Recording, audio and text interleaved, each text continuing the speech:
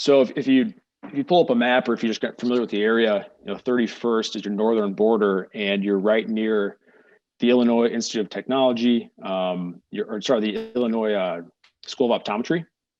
And we actually just sold a building called Unity Hall, which was basically a brand new construction building, except for the shell of the property. Every single thing in there was brand new, and we sold that. It was on, I believe, on 32nd. So right in that area, high demand. I think it was a 7 cap sale, washer and dryer unit. So very high end apartment quality. And there you're still seeing investors from all over the city. They deem it, I'd say, less risky. Thus the cap rate is slightly lower. So you're going to see that type of pricing, that type of valuation in the northern half of Bronzeville. If you go further south, 𝗬𝘃𝗃𝗀𝗃, which is basically running east and west, and it's around 38th, 39th. You're going to see same deal as further north. You're not too far from White Sox Stadium. You're right across the stadium. So you see high demand for quality newer construction or quality rehab apartment buildings in that area. There's a brand new Mariano's on King Drive right there. There's plenty of parks. So I think that whole submarket and that pocket of Bronzeville, there's value, but I think you're paying more for cash flow. You're paying more for quality in that submarket. Moving a little bit further south, you can get closer to the 40s, 41st, 42nd, 43rd.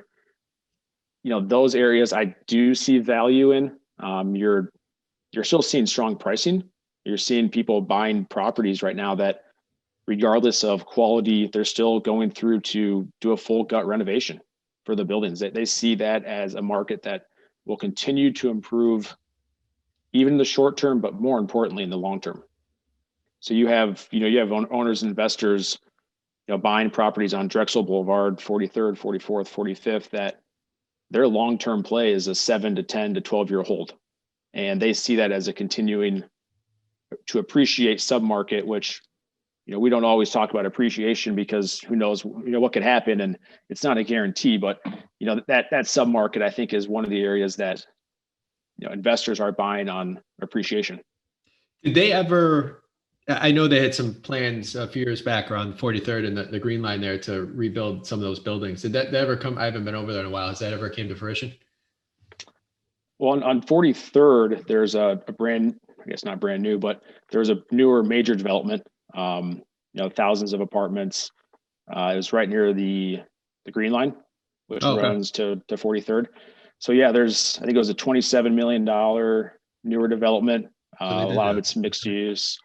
Yeah, I mean, you're probably familiar with a lot of the older buildings 10 years ago that were vacant forever along 43rd. And yeah, those have all been redeveloped. They're beautiful, quality and affordable housing. Further south, you're going to run into Washington Park.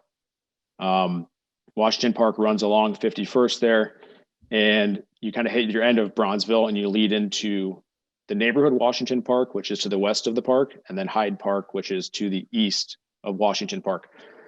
I'd continue on with this pocket of being very valuable, seeing high interest from investors. I think that this pocket of Bronzeville, while the border calls it Bronzeville, I continue to see it blending into Kenwood, even into a little bit of Hyde Park on the southeast corner of Bronzeville. So, we just sold a building on 50th and Drexel, which, again, I mentioned Drexel a lot, but it's getting a lot of attention as of late. It's a 35 unit apartment building, and it's on 50th and Drexel, and it's truly Bronzeville / Kenwood, but you're going to start seeing tenants move from Hyde Park to that area if they haven't already.